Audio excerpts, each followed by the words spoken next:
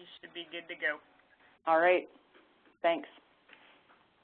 So welcome, everyone. My name is Cynthia Edwards. I'm the Science Coordinator for the Gulf Coast Prairie LCC, and welcome to our first Wednesday of the month webinar.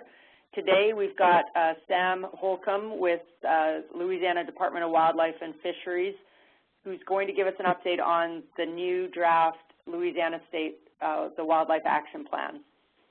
So just a quick introduction. Sam's been the State Wildlife Action Plan and State Wildlife Grants Coordinator for LDWF since 2011. His primary duties include the implementation of the Wildlife Action Plan he's going to be telling us about today, and managing all active state wildlife grants. For the last 3 years, Sam's devoted the majority of his time to the development of this Wildlife Action Plan revision, which is an update from the 2005 plan. He also represents LDWF on multiple committees, including the Seattle Wildlife Diversity Committee and the Association of Fish and Wildlife Agencies Wildlife Diversity Wildlife Action Plan Coordinators Working Group. Sam received his bachelor's from the University of Southern Mississippi in 2003 and his master's from the University of Louisiana at Monroe in 2010, where his thesis research focused on nesting ecology of alligator snapping turtles.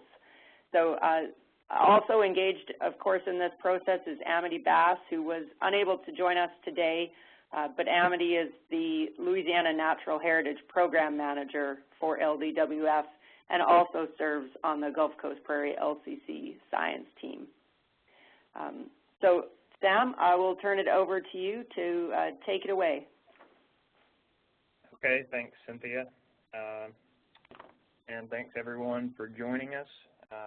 Cynthia had asked if we could just give kind of a brief overview of the revision of the Louisiana Wildlife Action Plan, which, as she said, we've been working on for the last few years and is now very near completion.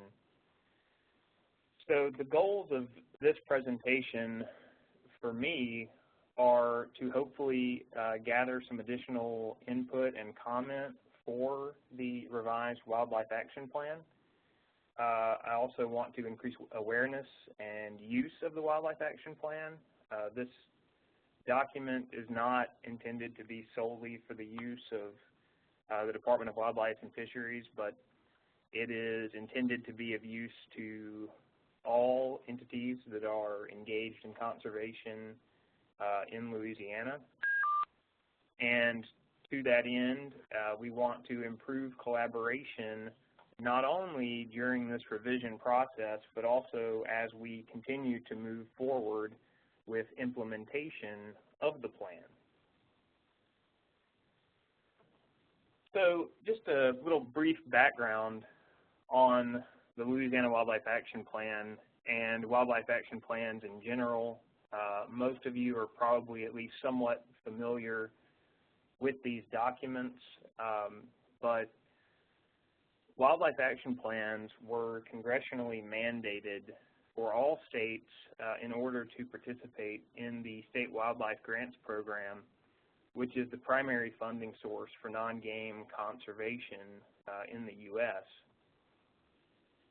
And these were intended to be comprehensive planning documents that would provide a blueprint for the management and conservation of fish and wildlife resources in each state, with a particular emphasis on what were termed species of greatest conservation need, as well as the associated habitats that those species rely on. And the Louisiana Wildlife Action Plan was approved by the Fish and Wildlife Service in December of 2005. And part of the guidance for state wildlife action plans is that they must be reviewed and revised as necessary at least every 10 years. So the first revision is due to the Fish and Wildlife Service on October 1st.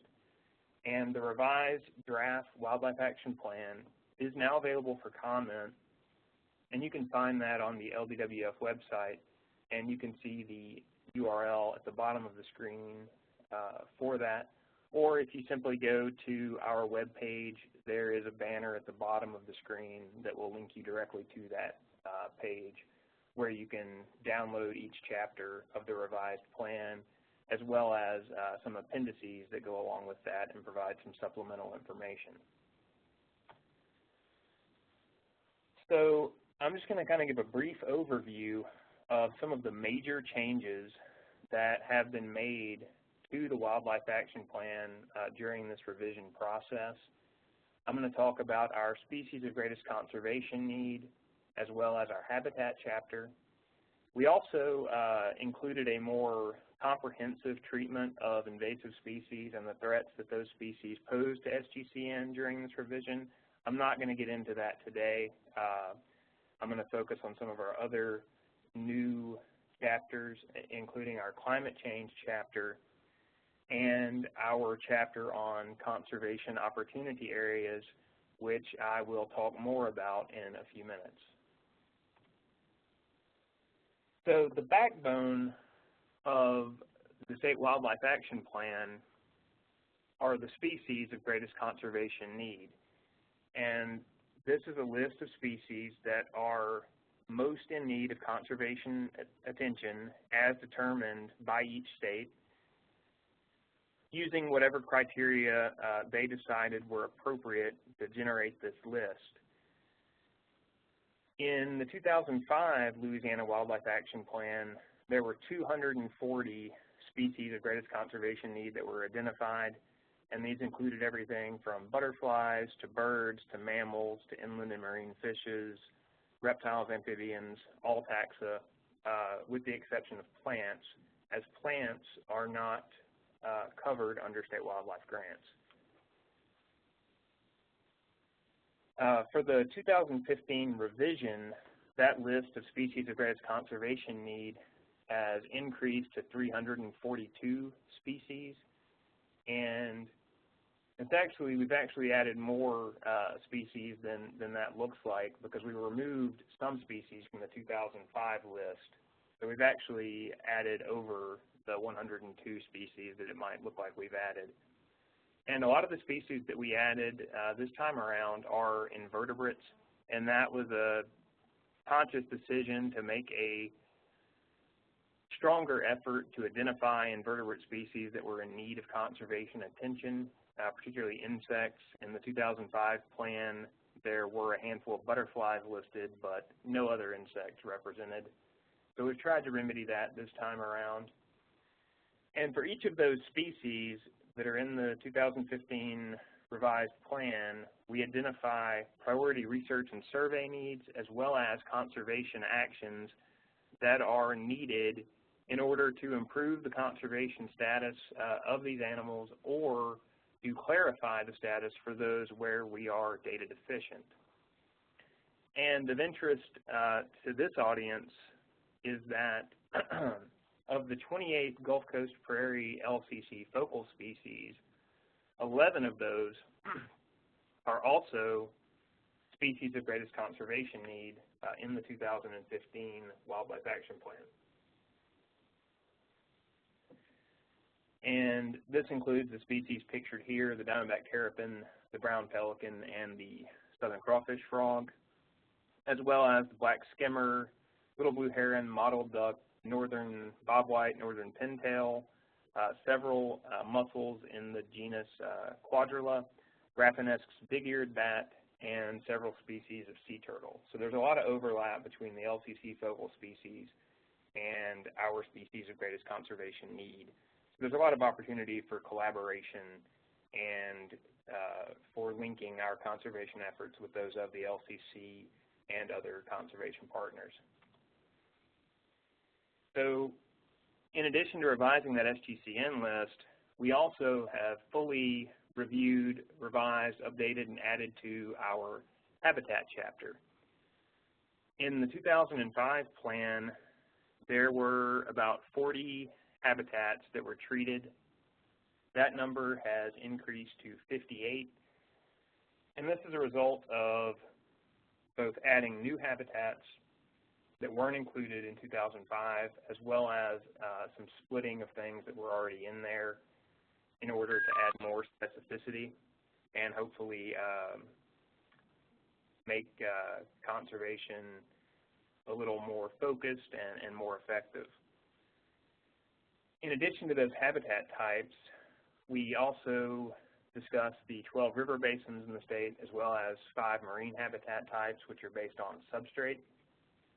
And again, there's a lot of overlap between what we have in our Wildlife Action Plan and the GCP LCC focal habitats.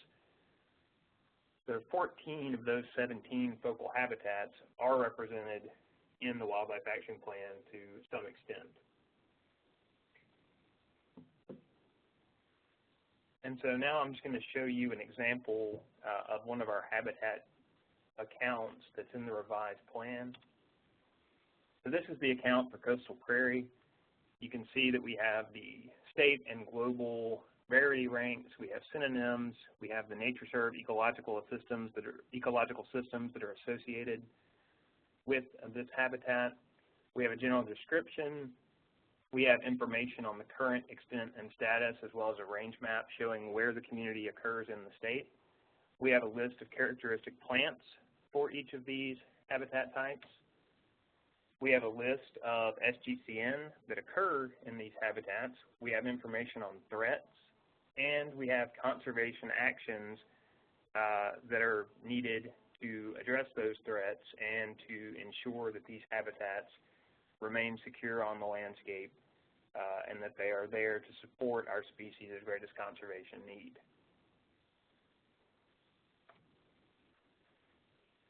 So the next thing that I'm going to talk about is our climate change chapter. And as I'm sure most of you are aware, there has been a big push in recent years to incorporate climate change into conservation planning. And that includes the State Wildlife Action Plans.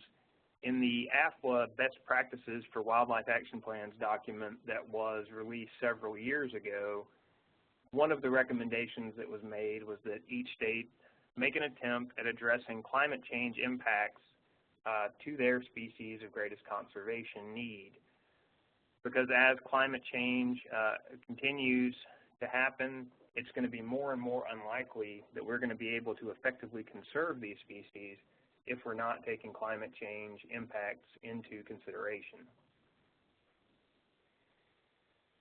So in response to that, we have included an entire chapter on climate change this time around.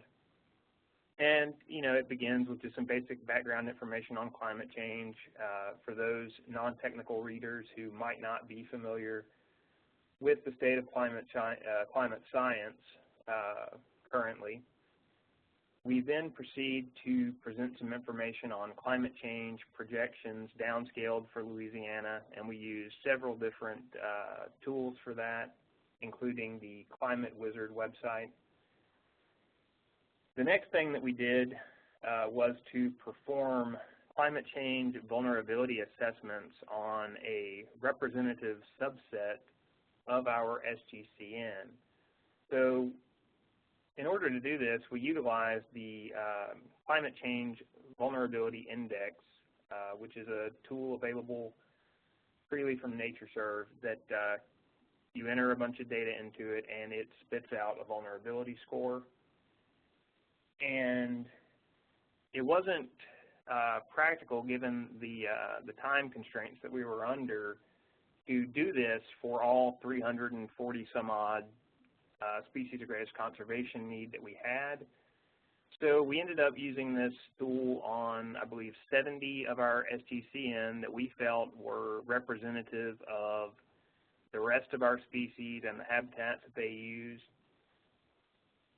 And once we had those 70 species, once we had their vulnerability score, we then used those scores to assign a score of either extremely vulnerable, highly vulnerable, moderately vulnerable, or not vulnerable to the remainder of those species, with the exception of strictly marine species such as sea turtles and some of our marine fishes, because those are not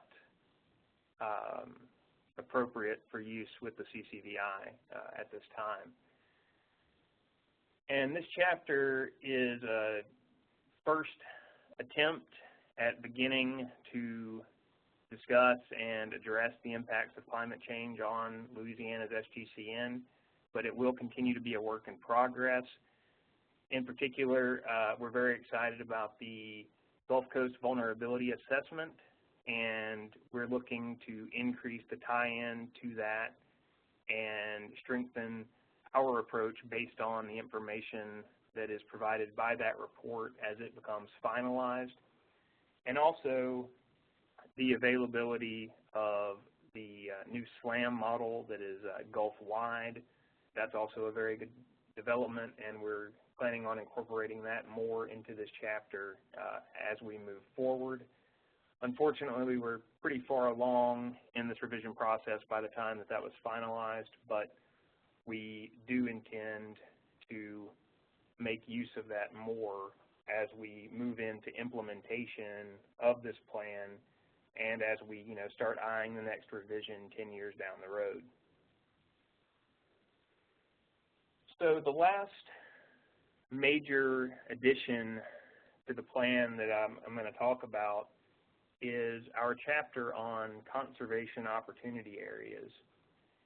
And these conservation opportunity areas, or COAs, are just priority areas on the landscape for the conservation of SGCN.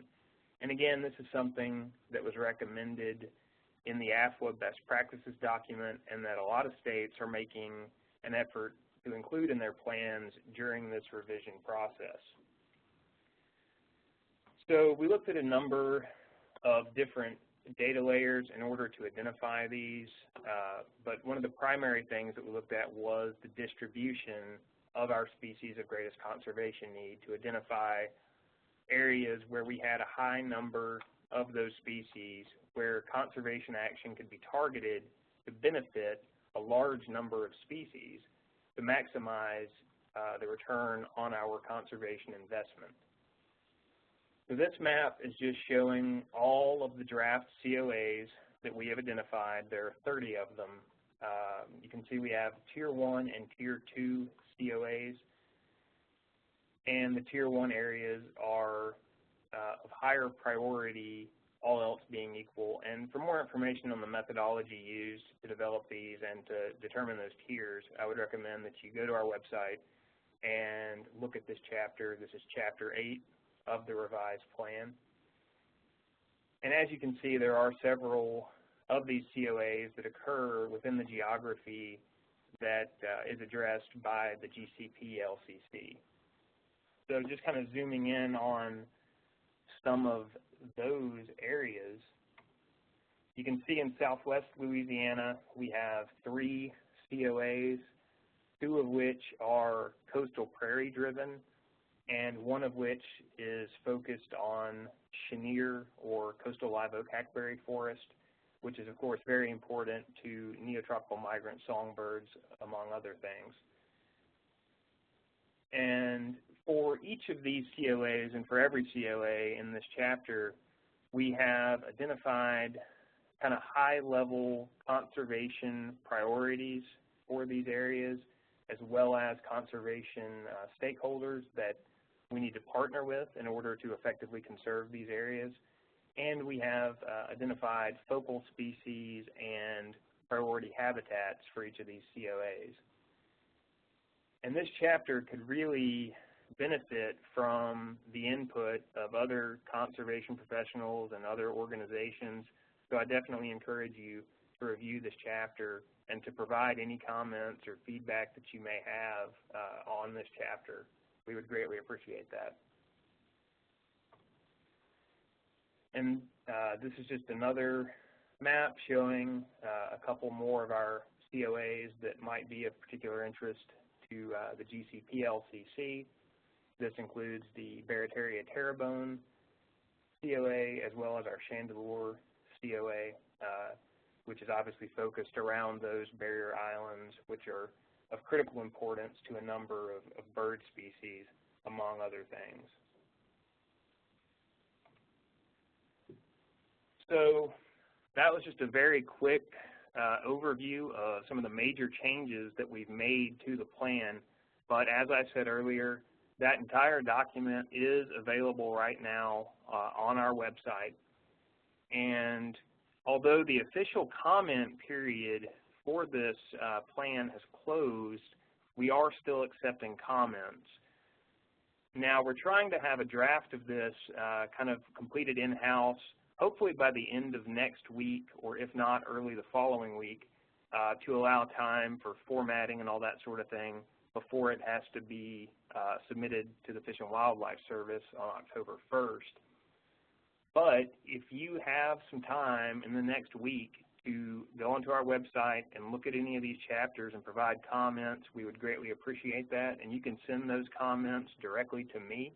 You can see my email address there at the bottom of the screen. And if you only have time to review a section of the plan and you have an interest in these conservation opportunity areas, I would definitely recommend that you review that chapter and provide feedback on that portion of the plan. I realize that the whole plan is a rather large document, so you may not have time to look at all of it, but that would be a good area to focus on if you have interest in that. And so with that, I will take any questions that y'all may have, and I appreciate y'all giving me a chance to update y'all on what we've done with the revision of the Wildlife Action Plan, and I'll take any questions. Thanks. Thanks very much, Sam. For those of you who are on the line, I think, Blair, can we unmute everyone right now? The conference is now in talk mode. Awesome. So for those of you on the line, please go ahead if you have any questions. You can also use the raise your hand option on the webinar as well. So Sam, I guess just one point I wanted to emphasize based on especially the conservation opportunity areas. The LCC partnership is really beginning a concerted effort on conservation design, and I think it's important for folks to understand that these conservation opportunity areas can be an element or layer, if you will, of those forthcoming conservation design efforts across the partnership. So I appreciate you kind of pointing out especially the areas that fall within the GCP geography. So I think if folks, like you said, if folks have a chance to just look at a little bit of the Wildlife Action Plan, that certainly seems to be the area where we can have the most influence right now. So. Yeah, I definitely agree with that. We would welcome any comments or thoughts that anyone may have. And like I said, these areas are still pretty large scale, and we are hoping to refine these further in the future. But this is kind of a first attempt, something that we haven't done before. And hopefully it'll, stimulate some discussion, and we can really do something with this as we move forward with implementation. Right. Great. Any questions from anyone on the phone today?